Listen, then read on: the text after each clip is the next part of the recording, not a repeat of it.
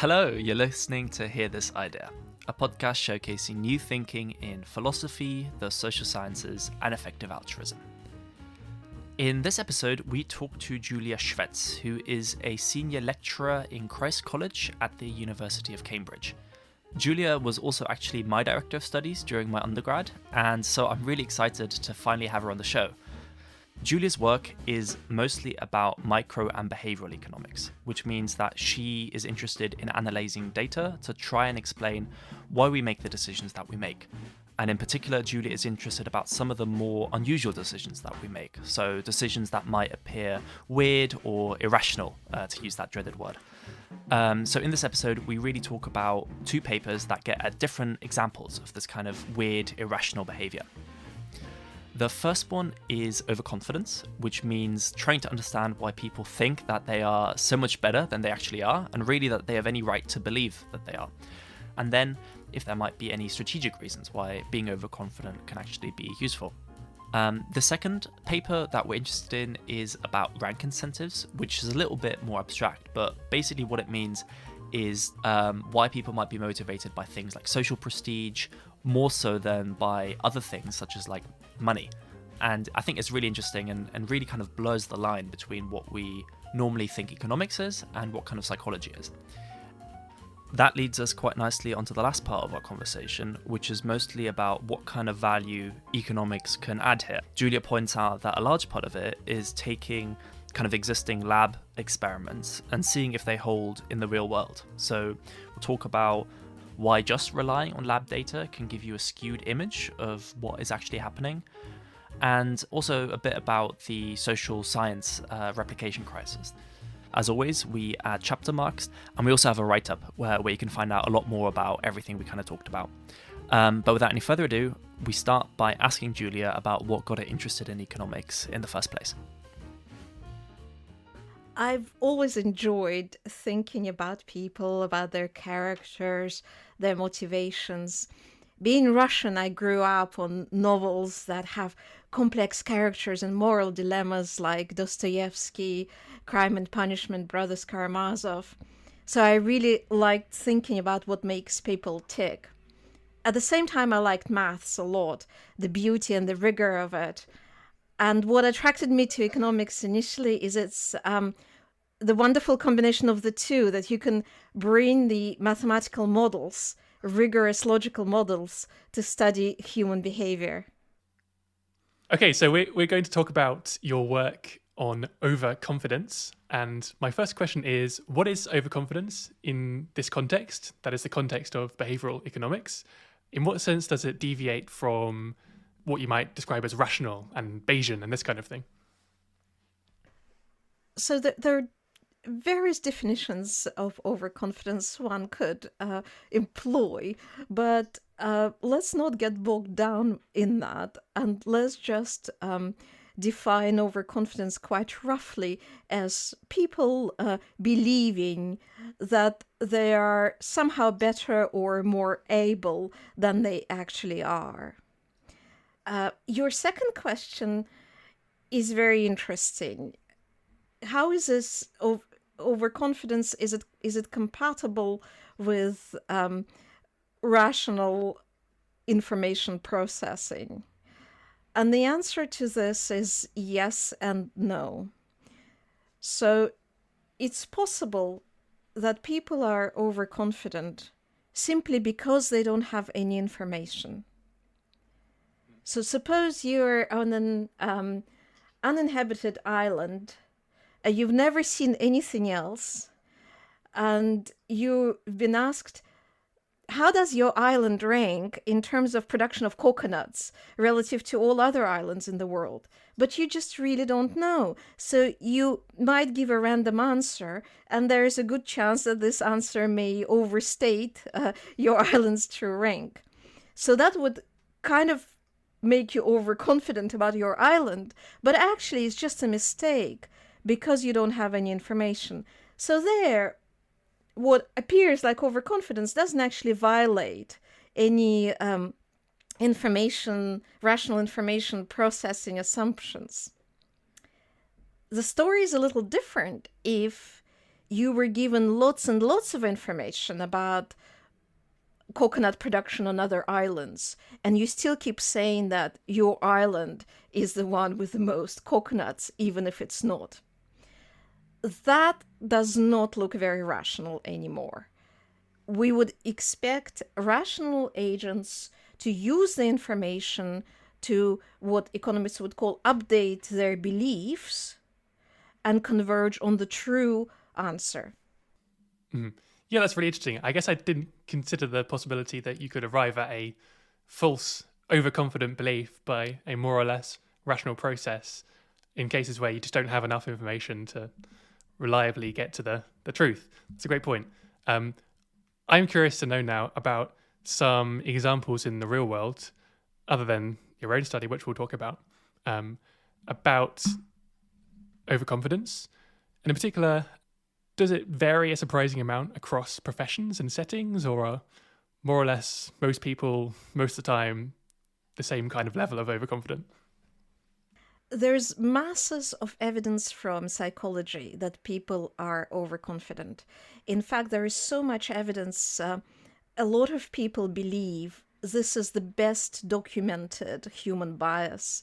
So from Adam Smith to Richard Thaler, people talk about overconfidence being the most robustly proven human bias. Most of this evidence, however, comes from laboratory experiments. What do I mean by this? Student volunteers are asked to participate in an experiment where they are asked, for example, to take an IQ test. Following this test, they are asked to rank themselves against other participants they've never met in how well they do on this IQ test. You can probably see where I'm going with this. The situation is not that much different from the coconuts. So often, a lot of this evidence that we have actually comes from people trying to predict where they are in the ranking on some measure they have not really encountered before and don't have very much information about. Coming back to your original question, this is also not exactly the real world you asked me about. Students are wonderful. I love students. But student volunteers are not exactly representative of the real world. One of the challenges for studying overconfidence is that we have very little evidence from the real world about overconfidence. It's not entirely surprising because people don't reveal their minds to us so easily. There is a little bit of evidence, and we might talk a bit more about it later, in the context of CEOs or people with high health risks, but all of this evidence is very indirect. One thing that might be worth kind of bringing into this discussion, so one of the other episodes we did was about gym membership and people being really, I guess, like overconfident in a way of thinking how much they were going to use the gym. And that being like an example, I guess, of like real life of how people show it. But there is like a real problem, right, in being able to say that that is because of overconfidence as opposed to other things such as commitment devices, other things. And I guess that like empirical way of testing out in the field seems really difficult. Can you speak a bit to that and how you can better test how to really point out that it is overconfidence and not another effect? Absolutely, that's exactly the challenge. So there is a number of studies that have found behavior that is consistent with overconfidence, like the gym study that you talked about. And it's generally the way we decide whether we believe that this is overconfidence or not is to ask, can it also be consistent with other plausible stories? And in some of these papers, it is actually very hard to find a plausible alternative explanation. And that's what I call the indirect evidence. We see that people take out a gym membership, but they don't actually use it. And the only really way to explain this is to say, well, they were really overconfident about their own commitment to exercise. We see similar behavior in some other settings. So, for instance, there is a very nice paper by Emily Oster and co-authors about people who are at risk from Huntington disease. It's a very serious degenerative disorder which really shortens people's lifespan and affects their quality of life. Yet what they observe in their study is that out of their sample, who are all at-risk individuals identified by physicians, only a very small fraction is actually willing to take a genetic test, which would for sure inform them if they have Huntington disease. So what we see is that people are reluctant to reveal information about this particular bad thing that might happen to them. The second thing they do in the study is they asked these subjects to estimate what is their chance, they think, of developing Huntington disease, those people who don't take the test. And what they find is that systematically these people understate their probability of developing this disease compared to a specialist judgment. In fact, for the cases where the specialist says, almost for sure this person is going to develop Huntington disease, the person usually thinks their probability of developing it is about 50%. So again, we see this behavior. It's not a direct test of overconfidence, but it is very hard to explain it other than by saying people are being overconfident about their health. There's also an example about chess players that I remember coming across. Can you talk about that? So in the study by Park and Santos Pinto, they find that chess players who repeatedly play in tournaments are systematically overconfident about their chances of winning.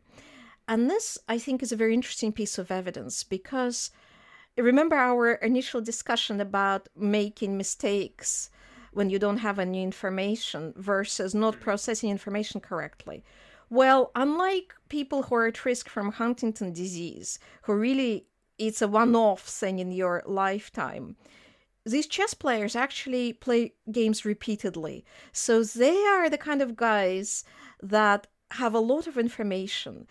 And this is one of the papers that actually suggests to us that these may not be just mistakes. Mm-hmm.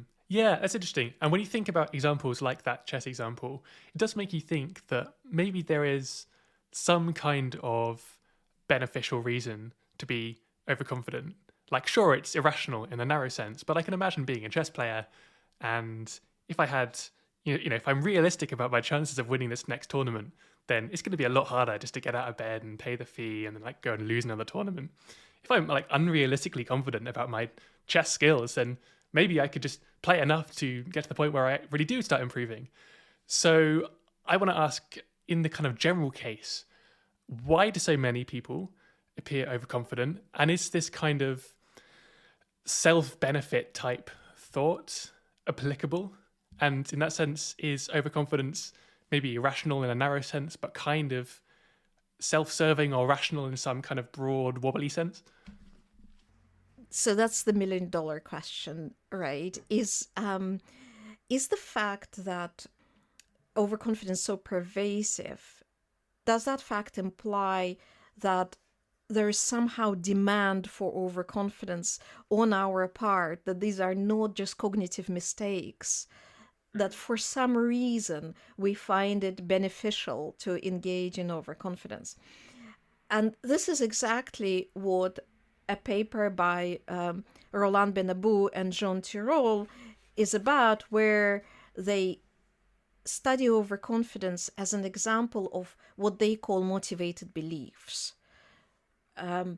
In their model, just like in your example about getting out of bed in the morning for a chess player, in their model, people are subject to other psychological forces, for example, time and consistency. So even though I enrolled myself in a tournament a month ago, on the morning I might say, "Ugh, I don't have that much chance of winning, so I'm just not going to bother." What overconfidence does for them is overcomes that, just like you described in your example. So indeed, one of the theories behind overconfidence is this theory of motivated beliefs. However, we don't know whether this is true. It's just a theoretical hypothesis. And that's exactly what we have tried to test in our paper. I'm just going to try to kind of get this straight in my head as someone who's kind of hearing this more or less for the first time. So is a thought that people are time inconsistent or, lazy, and you can compensate for that by becoming less lazy and more motivated, but you can also compensate for it by keeping your kind of motivation given some level of self-confidence fixed, and then just becoming more confident in yourself, even if it's just unrealistic. Absolutely. So the way that Benabou and Tirole model it is that their agent, economists always have agents at the heart of their model, their agents makes an investment, and that's getting out of bed for the chess tournament. The agent estimates the probability of the investment succeeding, and that if that probability is low enough, then the agent doesn't get out of bed, doesn't make the investment. So if you, in your mind, are over-optimistic about the probability of winning, or the probability of the investment being successful, then you're more likely to get out of bed. Exactly right. So let's unpack this idea of motivated beliefs then before we get onto your study about how you actually tested this. One of the things that I guess we can ask is, okay, let's try and find out if this theory is true. If this theory of motivated beliefs is true, then there must be some sort of mechanism or some sort of role that we actually form these beliefs. And you pointed out in your paper about the importance of memory and how memory might play a role here. Can you talk about that? Again, the idea of memory playing a role here, first of all, comes from psychology. For us, the point of departure was the paper by Benabou and Tirole, which we mentioned already, where they say, look, on the one hand, there may be demand for overconfidence from people, and that's what we just described. The demand for overconfidence comes from the fact that you want to get out of bed. But the other side of the story, they say, is there must be a supply of overconfidence. What do we mean by that? Well, how is it possible that our mind allows us to be overconfident? What's the mechanism by which we don't actually learn our true chances of succeeding in the chess tournament and keep telling ourselves that our chances are bigger than they actually are? You asked me about memory. So the theory that Benabou and Tirole put forward is that memory is the mechanism that allows the supply of overconfidence. What they suggest is that people still process information in the Bayesian way, but they use their memory to substitute some of the signals, some of the pieces of information they don't like, with something more palatable. And that's how an overconfidence belief is formed, that your memory is selective, and you're selecting the information that supports your own overconfident view of yourself. So is the thought that there may be demand for overconfidence in the sense that it might benefit you sometimes and might help motivate you to do things, but there's also this question of how you become overconfident, and clearly in most cases you can't just decide that it'd be good if you were overconfident and then decide to have these like false beliefs about how good you are at something, because belief doesn't work like that. And so one way you could do it is you have all this past data about how well you performed in, last week's chess tournaments, and you could change the way that you process that information.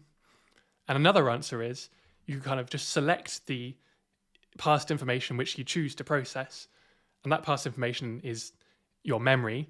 So what's going on here is I just kind of happen to remember the times where I did really well, and I, forget all the times where I got like mated in 4 moves, and that's what's going on. Yes, that's exactly right. There are also other techniques which are described in other papers, including a survey paper by Benabou and Tirole, and one of them is information avoidance. You can say, "Oh, I don't want to know how I've done in the past." It is possible in some circumstances to exercise information avoidance, but not in others. With all of this, I guess, kind of background information laying it out, we can now finally get onto your paper and what you were testing. And I guess kind of summarizing what we were just talking about, you're testing for 2 kind of things here. On the one hand, you're trying to see if overconfidence, this kind of persistent overconfidence, actually exists in the real world as opposed to just in the lab. And then going on from that, you're also testing to see, okay, what might cause this overconfidence, and can selective memory, or can this kind of idea of motivated beliefs explain some of the overconfidence that we might be seeing in the real world? So with those 2 kind of questions out there, can you kind of walk us through what data you were able to use to test these theories, to test these hypotheses? We wanted to know whether we can find overconfidence in decisions that actually matter and for which people have a lot of information. So if overconfidence is found, it cannot be dismissed as those errors about the coconuts. When I say we, I'm talking about my 2 co-authors, David Huffman and Colin Raymond, with whom I've been very lucky to do this study. We got very lucky because a large firm wanted to collaborate with us on this. The firm is a chain of food and drink stores, and every store has a manager. These managers are paid a quarterly bonus in addition to their regular salary by this firm. And this quarterly bonus is based on the manager's performance at the end of the quarter relative to other managers. So managers are ranked against everybody else, and the bonus is based on this rank. All the results of this competition are public, so managers see every quarter how they've done and how others have done in this competition. Moreover, managers get weekly feedback on their rank. In other words, although the competition only takes place once a quarter at the very end, every week they get feedback on where they would be if the competition took place in this particular week. So managers are practically bombarded with information about their rank. This is what we thought was so interesting about this data.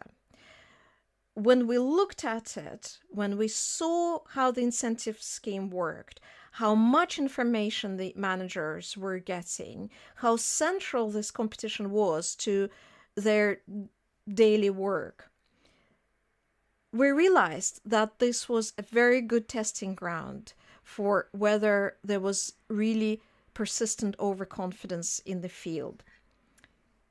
No, great. And I guess now that we have an understanding, right, of what you were testing, I guess the natural inclination then to ask is, what did you find? Were managers so overconfident despite all of the information they got, and despite, I guess, like how much is at stake as well for them to have like an accurate understanding of where they're kind of ranking?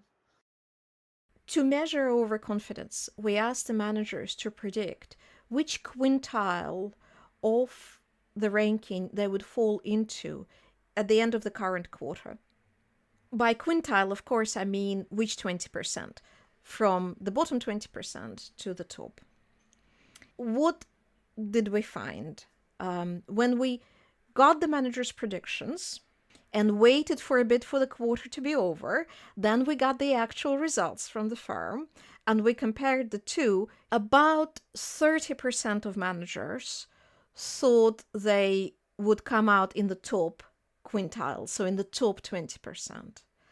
By contrast, only 10% of managers thought they would come out in the bottom 20%. So this already gave us the first indication that overconfidence was there.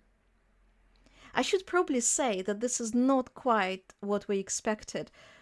We went in thinking that maybe we won't find any overconfidence, just because there was so much information available to the managers. So the theory of Bayesian updating says they should have converged on the truth. So one thing you found was that people were in general wrong, right? Wrong in the sense of they thought they were going to be somewhere else in the quarter ahead than they actually were. But you actually also found that this actual type of error was asymmetric. Can you talk a bit about what you found there and what that kind of means? If we look at individual predictions, what we found is about a third of managers were accurate about the quintile they would fall into. Or just under a fifth of managers were underconfident. So they were actually predicting a worse quintile that they ended up in. And almost a half of managers were overconfident. So they were predicting a better quintile than actual. Here we can see the symmetry that you're talking about. The groups have very different size. So a third, roughly speaking, a third of accurate guys, a fifth of underconfident, and about a half of overconfident. So as a group, overconfident people dominate. So we've got this evidence for that first question we talked about, which is that even in this real world where people have loads of information, as you said, we're bombarded with information, they still appear overconfident, or at least a lot of people appear overconfident. But then that question becomes, okay, why is that? And we were interested to see, okay, could this idea of motivated beliefs and this role of memory be really important? So you also did the second thing, right, of trying to test for the role of memory. Can you talk about what you did there and what you found? Yes, absolutely. What we asked the managers to do as a separate exercise is to tell us what they remember their rank was in the last competition that was already completed and publicized in the company. And again, just like we economists, we believe in revealed behavior rather than stated behavior. So we paid the managers for correct answers, both in case of predicting the future and also in case of recalling the past.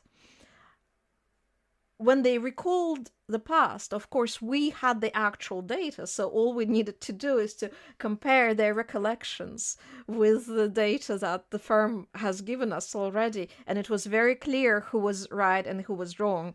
Although we did give the managers a slight margin of error because we were asking for a rank, and it's unreasonable to expect people to remember the rank exactly. So we said plus minus 10 ranks is fine. We're talking about roughly 250 managers here. So we asked them to recall this rank in a separate exercise. Yeah, and what did you find? Perhaps the best way to think about our findings is in terms of a graph. So if you plot the actual rank that people received in the last tournament versus the rank that they recalled, first of all, you see that there is a positive correlation, which is reassuring. It means that managers were not throwing random numbers at us. The second thing you see is, although there is positive correlation, there are quite a lot of mistakes.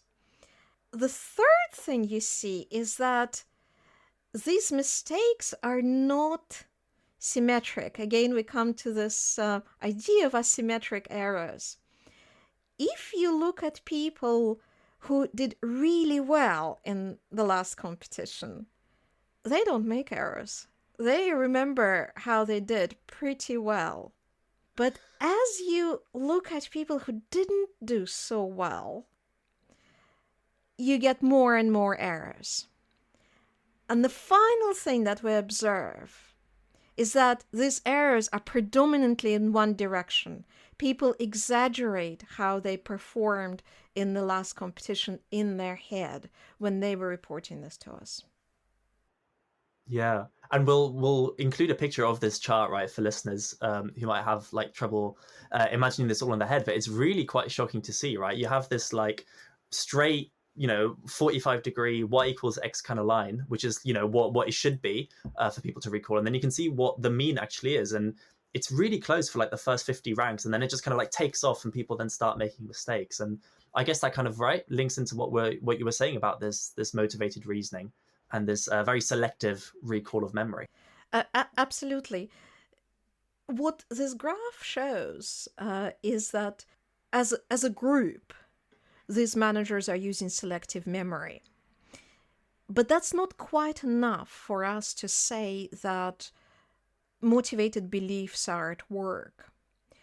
In order to make that statement, we need to look at an individual level. What we need to find is a link at an individual level between overconfident predictions and these selective rosy memories of the past. And that's what we do in the last part of this paper, is that we put the two results together and look at an individual level, and lo and behold, we find this link. So people who are overconfident are more likely to have rosy memories, to be selective about what they remember from the past. I'm curious to ask now about the implications of this study. So I've got the impression that, there's a lot of lab type evidence for overconfidence.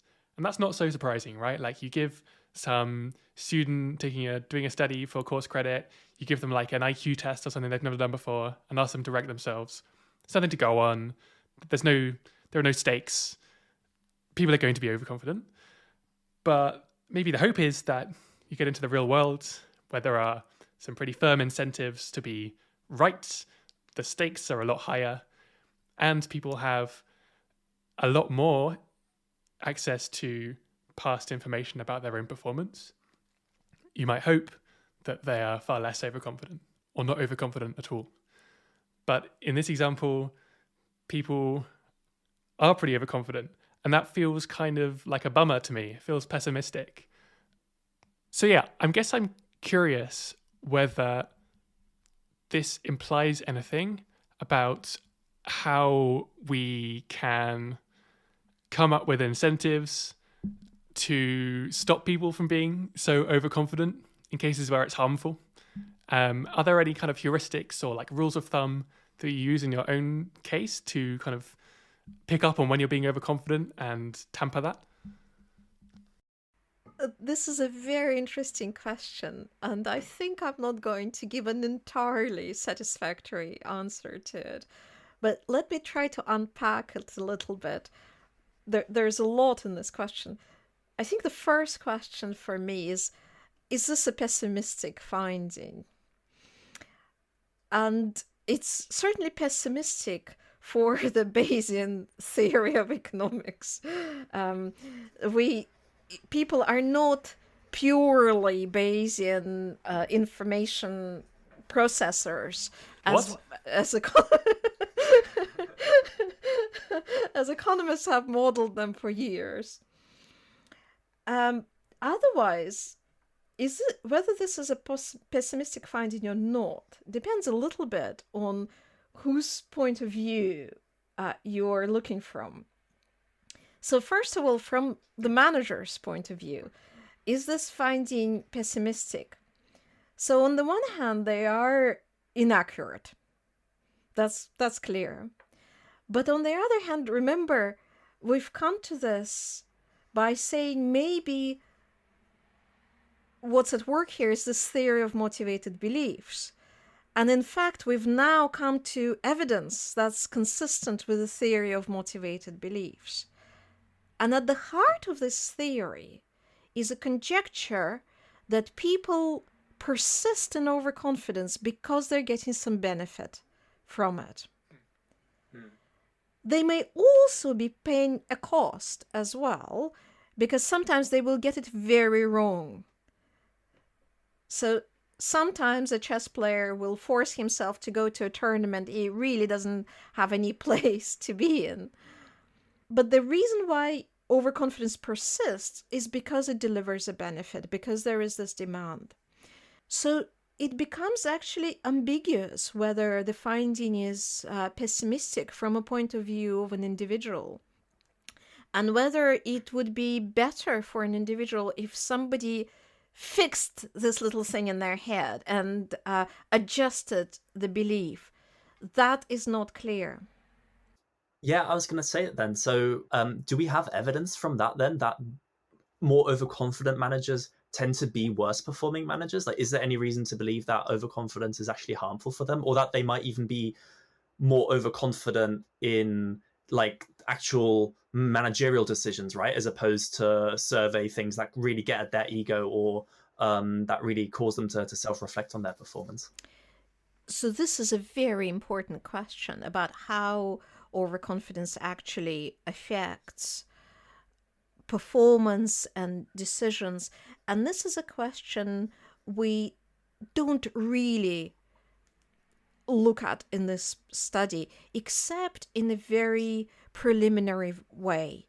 We have some very early evidence on our managers, which should be taken with a little bit of a grain of salt. What we see among our managers is that people who are overconfident tend to do better on some dimensions of performance and worse on other dimensions. So they seem to be better at generating profit for the shop, but they seem to do worse on service, which is also something that the company measures and tracks very closely. Again, we have some suggestive evidence for why they're doing worse on service.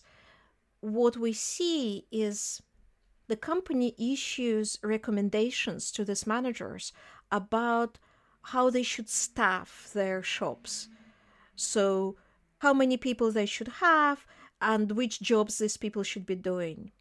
What we see is that overconfident managers are more likely to deviate from this recommendation of the firm and do something else, and particularly understaff their shop.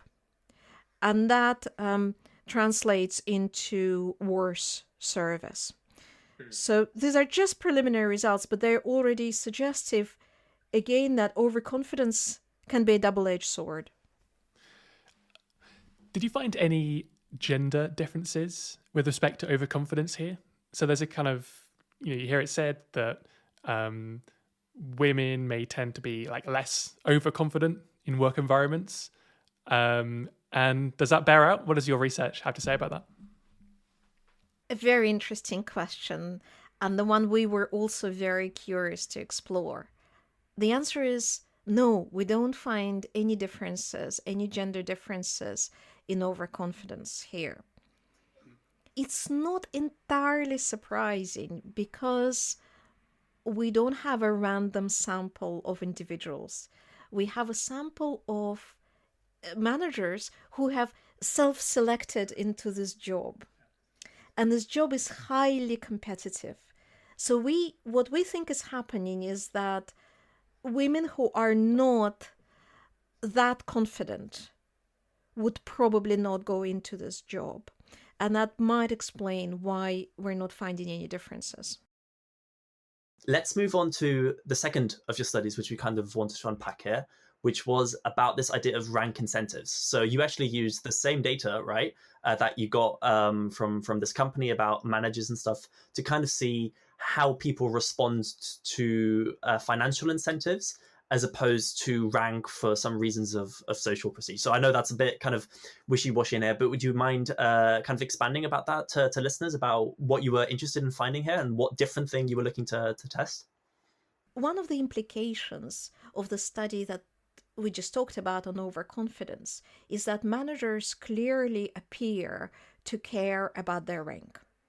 And this is not total news to, certainly not to psychologists and sociologists. Economists as well have been exploring this idea that people might care about their relative standing, status, prestige. This then begs the following question. A lot of organizations employ incentive schemes where people are ranked against each other, and then they're paid based on this ranking. Economists have studied these incentive schemes ad nauseum because they have some very nice properties. We typically refer to them as relative performance compensation schemes. They are usually better incentives than incentives not based on relative performance. But if we think that people are actually driven by rank itself, it means that these schemes have separate effects on people that are not through financial incentives. And that's what this second paper of ours is about. It's trying to think about how big these effects are and how do they compare to the financial incentive effects, and what's the nature of these effects. It's not, a priori, it's not clear what is the direction of rank effects. So suppose you were told by your employer that out of 200 people, you have ranked 180th in the last quarter. How do you feel about this piece of information? One possibility is you say, oh, that's quite low.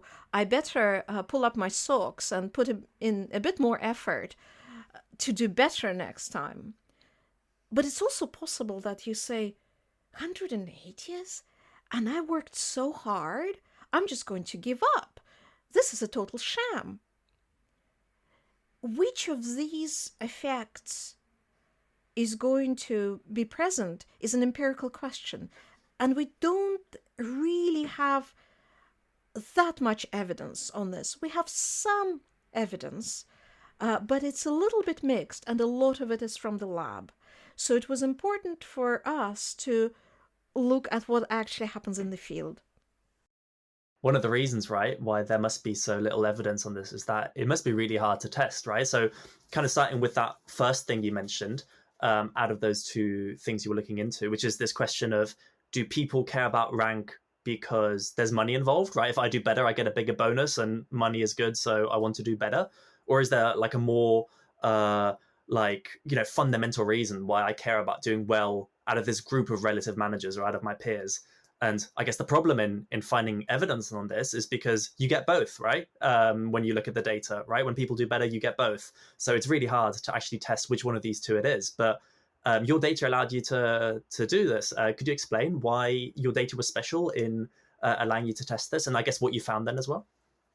You're exactly right. The key issue is in disentangling the rank effects from incentive effects empirically is that the two usually go together. So if we think of, let's say, a sports tournament, the better is your rank, the closer you are to the top, the more likely you are to win the big monetary prize that's at the end of it. So disentangling the financial effects from the status or rank effects is very hard. These data are structured in a way that gave us an opportunity to disentangle the two effects. We already mentioned that managers get ranked based on a competition at the end of the quarter.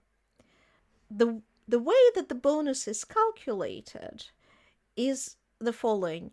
The ranking is divided into bands, and everybody within the same band is going to get the same bonus.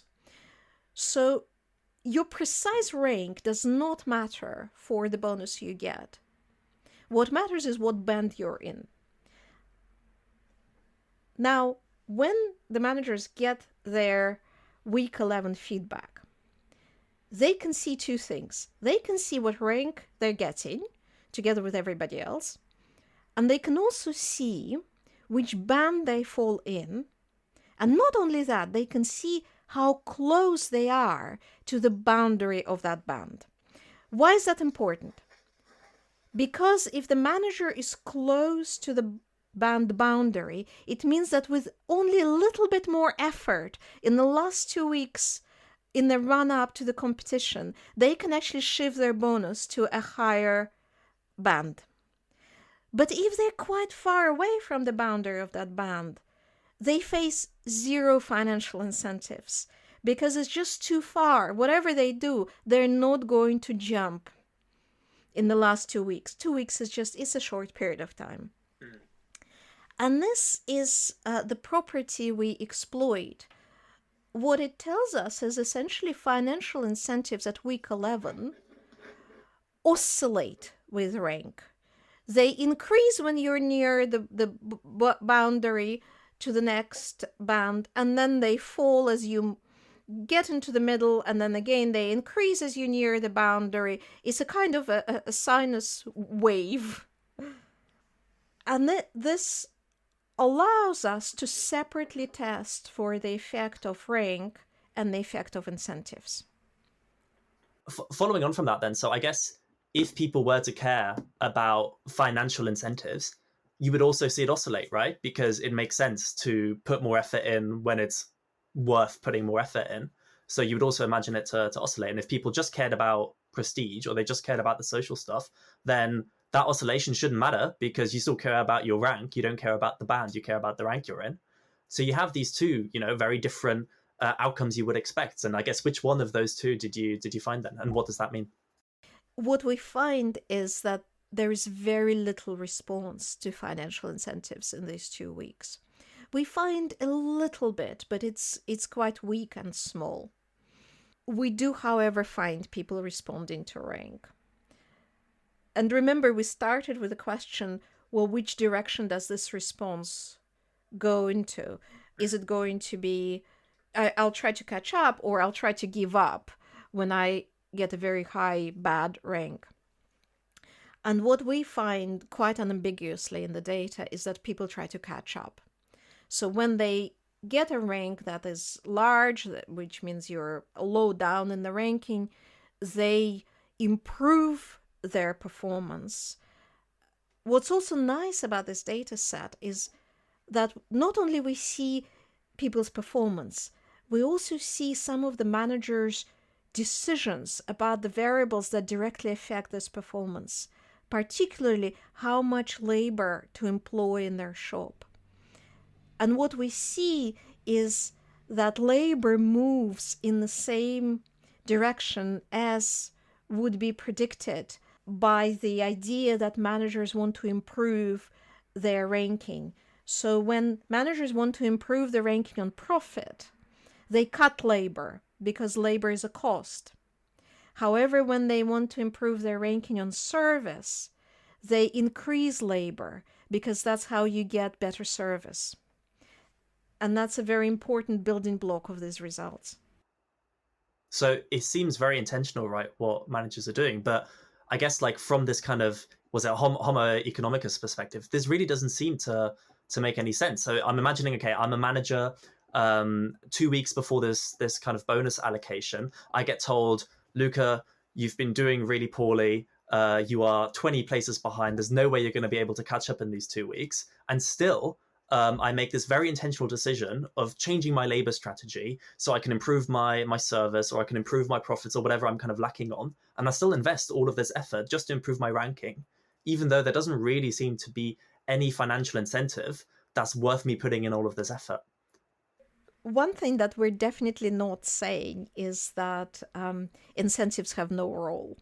I think it's important to realize that we're looking here at a small margin. The last 2 weeks.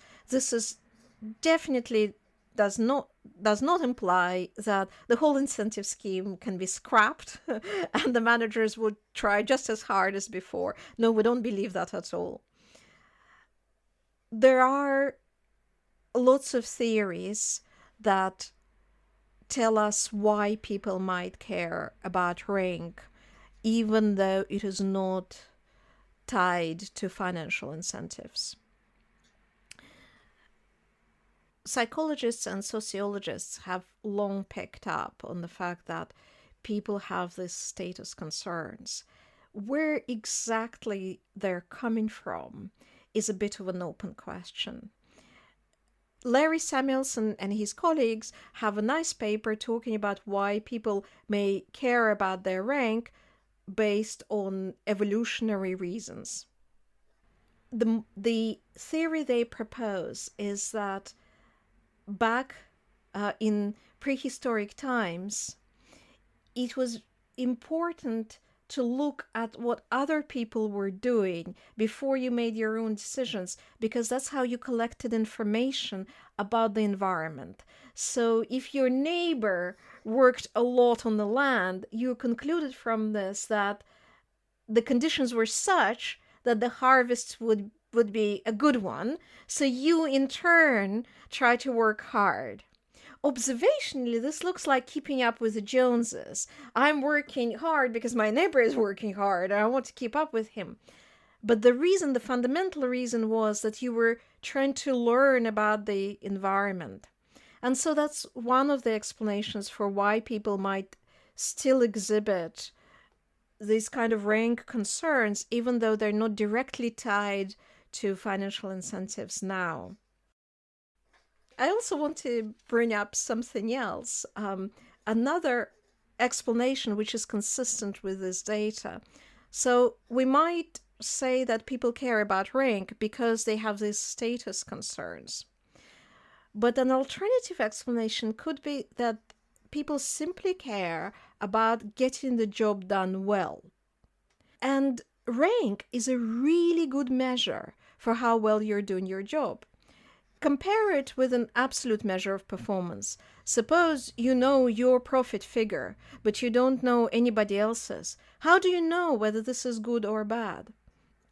So an alternative explanation of our findings is that people are simply care about their job, doing a good job, and this is a very good measure for them. So maybe you could relate everything we've been talking about back to overconfidence, because when managers get the news about their performance and their relative performance, they might find out that they were being overconfident in the sense that they're performing worse than expectations, right? And you mentioned that that could give them a reason to catch up either with their own expectations or with other people's performance, or to give up because they're depressed by the feedback about how well they're doing, they're putting all this effort in.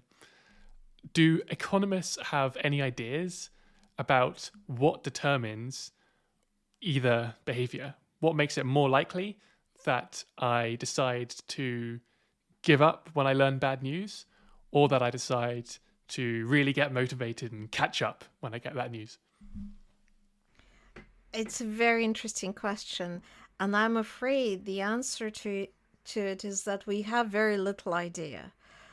We're just starting to explore this phenomena empirically, and we only have very limited evidence on this, and it would be a great topic for future research.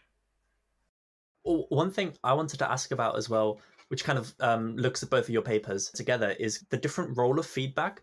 Because like in the first paper, when we talked about overconfidence and especially kind of this recollection, right, of like how well you were doing in the past, people seem to be really bad, right? Or like at least made maybe even a subconscious decision to be really bad at remembering their past feedback or their past rank. But this paper here points out that people really care about it, like fundamentally, and are really driven by it. And it'd be interesting to see how you can kind of reconcile these two different approaches to feedback or to rank, where if it kind of goes against our beliefs or against our kind of ego, then we like to ignore it. But intrinsically, we do seem to really respond to this information and be really driven by it. That's a very nice question. I actually don't see the two papers as contradictory. I think they are quite complementary. And the reason is because we're talking about different time scales here. So in the overconfidence paper, people were bad at remembering the last quarter's outcome, which is the thing that they apparently care about because that's what they're overconfident about, if it didn't go in the direction they liked. What we see here is when they're given weekly feedback, 2 weeks before the actual competition happens, they quickly adjust their behavior to bump up the final result of the competition at the end of the quarter. So to us, it's actually quite consistent with this desire to maintain overly positive self-image. I have a 2-week window. I'm going to work to bring that number up at the end of the quarter. If it doesn't work, I'm going to forget it. I'm going to forget that performance level. That's how we reconcile the two results. Okay, so at the top of this episode, you talked about some lab experiments giving evidence for overconfidence, and then you explained how you went out into the field, into the real world, and found evidence there as well. But you also mentioned that there is a kind of worry about just doing lab experiments and not testing them against natural experiments. So I guess a first question is, in general, what kind of reasons might you have for expecting things to turn out differently in the real world, given that you found some effect in this really controlled lab setting? The first thing I'm going to say is that I think lab experiments are extremely important. In fact, they, I think, revolutionized economics because they really brought it to our attention how different people's behavior was from some of our models. This is where the first warning bells were really ringing. So lab experiments are hugely important. But I also firmly believe that in order to understand how things work in the real world, we have to move beyond the lab and test things in the field. You asked me for the reasons for that. I think there are 3 things that make one cautious about lab experiments. First of all, they're done with student volunteers. They're not representative of the population at large. And in fact, we know there's some evidence that they can behave differently in the lab from other types of people. For example, sometimes we observe that students are less generous when it comes to sort of sharing the money in the lab, and that's not at all surprising because students generally have less money than people out there in the world, and so they care about each additional pound a little bit more. That's the first reason. The second reason is that these lab experiments are done on volunteers. We cannot yet force people to take part in a lab experiment. But now think about who these people are. They are the people who voluntarily agreed to do a lab experiment. It's a highly self-selected sample, which may behave very differently from just an average Joe on the street. The final reason is probably the one that, for me, is the most compelling reason to move from lab experiments into the field. However hard you try in the lab, and there are people who are very good at this and spend a lot of time thinking about this, the scenario that the subjects are given in the lab is necessarily artificial. It's a bit of a game that is, if it's an economics experiment, is typically played for money, but it's still a bit of an artificial game. Part of what happens is clearly an experiment is focused on something.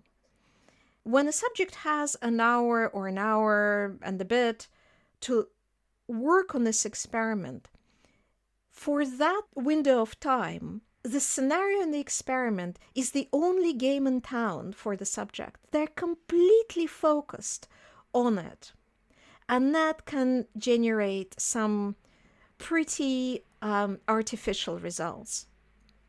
So, for instance, we see some studies on rank done in the lab experiments where we see that people really care about rank. But if that's all that is happening in your little experiment, then it's natural that it becomes very salient to people.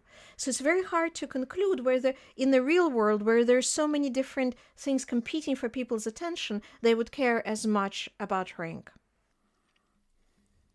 Yeah, that's a really good point. And for instance, in your overconfidence example, we have really neat, clear examples of overconfidence in the lab because you can isolate overconfidence from other things. And then you went out into the world and you found evidence for overconfidence, but maybe it's a little bit weaker, or, in general, your kind of field results might be a little murkier, a little more equivocal or messier, just because there are 100 things going on in addition to the thing you care about measuring. So sure, we should expect that. But are there any examples of an actual conflict or contradiction between field and lab data in behavioral economics? And do those examples point towards any interesting areas for future research which you'd be excited to see? I don't exactly know about contradictions, but one area where lab experiments don't exactly match up to what we see in the real world is trying to measure people's generosity. Economists have played different games like dictator game or ultimatum game in the lab, and what we see is people very generously share the money that the experimenter gives them with other people, unlike what economic theory predicts purely selfish human beings should be doing.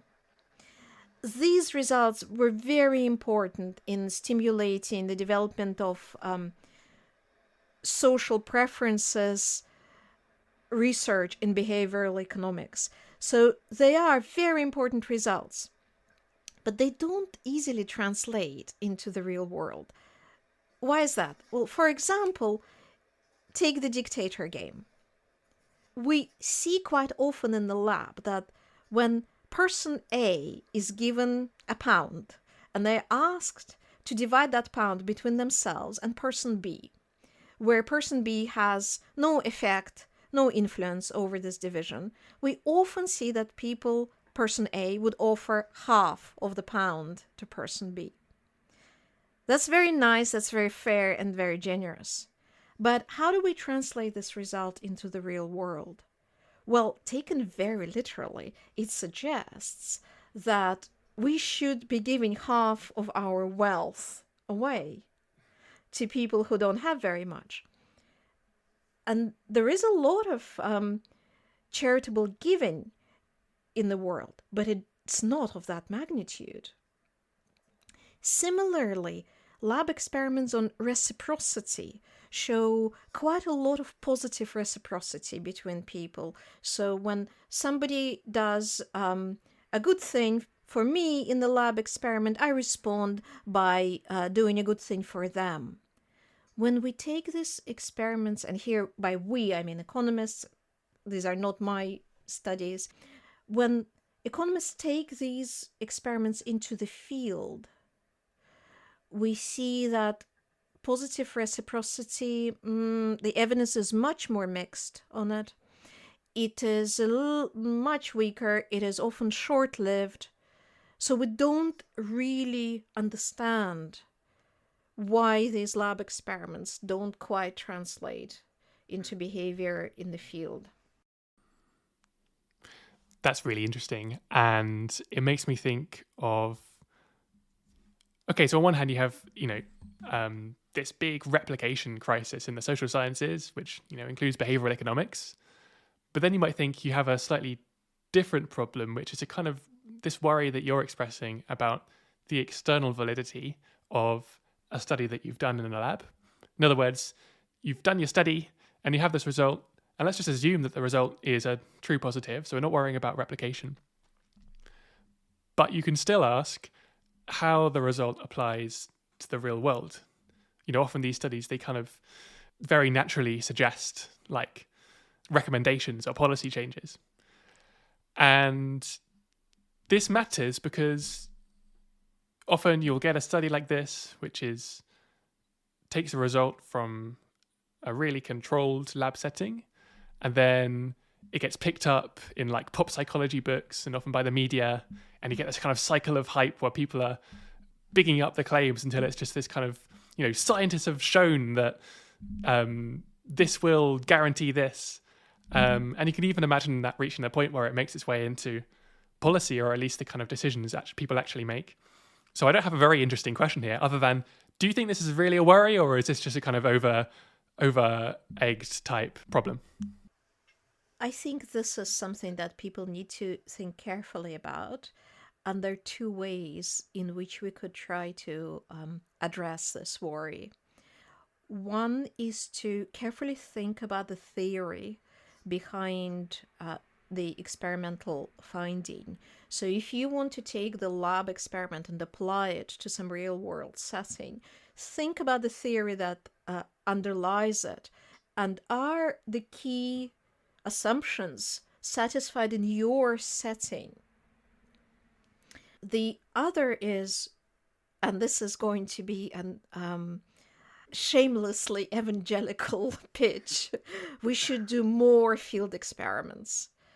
So policymakers and decision makers within firms should be very open to doing randomized controlled trials with the subjects that will ultimately be affected by the policy. Often, economists encounter resistance when we suggest something like this. The answer that often comes back to us is, we don't want to experiment on people. And here's where I think we come back to the issue of overconfidence. If we really knew that a certain policy worked well, we could just roll it out without experiments. But most of the time, the truth is that we don't know. And when we are rolling out a policy that's not based on evidence, we're not actually doing anybody any favors. Instead, we should first experiment, find out what actually works, what actually helps people or the situation, and then roll it out. That really resonates with me, because I always think you can either do a controlled experiment, right, with let's say 1,000 people, or you do an experiment literally with 80 million people if you just roll it out nationally straight away. It makes so little sense to me to not do the evidence first. And it reminds me as well, Finn, if you remember, we did that episode with Luke Freeman, and in the write-up I kind of found this study of the growth, the GDP per capita effect of different economic reforms. It's insane, where it can range anywhere from Iran, where it was $150,000 a loss, all the way to positive ones like Taiwan, where it was $75,000 per capita. But the range is insane, and this was all done by people who were all macro economists or policymakers who really thought they checked out all the evidence and really thought these things through. And the range is honestly life-changing. It's insane. Absolutely. And I think what's also quite dangerous is after a policy is rolled out to the entire population. So, Luke, as you say, there is an experiment of sort that's going on. The problem often is that nobody is willing to evaluate what the consequences are, because people who rolled it out firmly believe that this is a good thing. And they don't necessarily want to confront the evidence. Yeah, and you don't have a control group either, right? So it's even harder to even test this, because people can always blame it on something else, because you don't have treatment and control. You only have the policy. Absolutely. Yeah, I do have. This is a stupid question, but I am curious to hear your answer, which is on this topic of running a randomized trial. If you just had all the resources in the world and you could just kind of run the trial that you want with as many people as you want on any topic, what would you be most interested to get an answer on? So these may not be the world's most important questions, but these are some of the questions that are interesting to me and have been puzzling me quite a lot. One very interesting topic for me is intrinsic motivation of people. We see in this second study that we discussed that people seem to be not just motivated by financial incentives, but also by this rank, which may actually be simply a desire to do a good job. We're not entirely sure. And I'm very interested in questions about what determines whether people have that desire at work. Why in some organizations people want to do a good job, and then other organizations things seem to fall apart, and people just care about financial incentives or nothing at all. So why is it that in certain environments and in certain situations people exhibit intrinsic motivation? It's somewhat linked to the question of social norms within organizations, which I also find very interesting. And that in itself is linked with the question of this rank and social status. So we showed that managers in our study clearly care about rank. But more generally, how do we choose social comparisons when we make them in our heads? Why do we compare ourselves against certain people and not others? How do we decide who this circle of people is that we're comparing ourselves against? I find these are very interesting questions. Let's wrap things up then with the final two questions, which we ask all our guests. So the first one is, what significant thing have you recently changed your mind about, and why? You know, it's very funny for me to get this question because some time ago, I participated in a Freakonomics podcast, and the topic of that podcast was how to change your mind. And of course, they invited me to talk about the overconfidence paper, because what happens in the overconfidence paper is we find evidence that people don't change their minds in the face of facts. The managers are bombarded by information, but they don't revise their beliefs. So I talked about this paper in the podcast, and then at the very end, they suddenly asked me, so, what recent thing have you changed your mind about? And my mind drew blank. I could come up with some trivia from my life, but I couldn't really find something important to tell them about. And I was kicking myself. And of course, later I realized this is completely consistent with the whole story of motivated beliefs. When we change our mind about big things, because this is bad for our ego, we try to hide this fact from ourselves. We try to appear consistent in our own minds. So when I change my mind, there's a part of me that basically says I've always believed what I believe now. You know, you told me you were going to ask me this question, and so I remember this story. But I should probably answer your question, since now I had a chance to think about it. I have an answer of sorts. If we think about economics, then I think one thing that I maybe changed my mind about is a little bit too strong, but revised my view on our financial incentives. When I was a student, I really believed, almost literally, in the principal agent models that we were learning at university, where the agent, the worker, never puts in any effort unless they see a clear relationship between their effort and financial rewards. The longer I live, the less I believe that this is true. I think one reason is what we discussed already. A lot of people have intrinsic motivation to do a good job. Another reason is this. If you talk to people who work in firms or organizations and you ask them, what's your biggest challenge? They usually say, recruiting and hanging on to good people. So they think that actually selection is very important rather than incentives. So selecting the right sorts of people. And that is not really in our economic models. This is not to say that incentives are not important. I think people should be paid well for the work they do. And in fact, I truly believe that if they don't, they will walk and will find another job.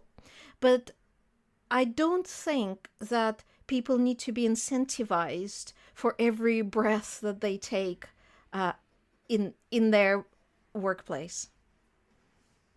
So a rather long-winded answer to your simple question. No, that was really good, especially that first bit where I think you really actually attacked the fundamental, right? Like the very meta thing about the question. That was really, really good. Let me ask the last one then, which is what are 3 books, articles, films, or other bits of media that you would recommend to anyone interested in finding out more about what we just talked about? You warned me that you were going to ask me this question. So I had a look at what people would normally recommend. And I saw that everybody was recommending books. But I'm going to recommend 2 survey articles. One is by Roland Benabou and Jean Tirole, 2016, which is called Mindful Economics, the Production, Consumption, and Value of Beliefs. And this article discusses the idea of motivated beliefs that we talked about quite a lot. It doesn't have any maths in it, so it's a very easy and interesting read. The other article I want to recommend is by Stefano Della Vigna, 2009.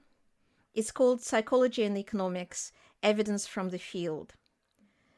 This article talks about the importance of field experiments and particularly what evidence we have from the field about behavioral economics. It is a slightly more mathematical article, but it's still a fantastic read. Now, I did feel a bit left out, not recommending any books.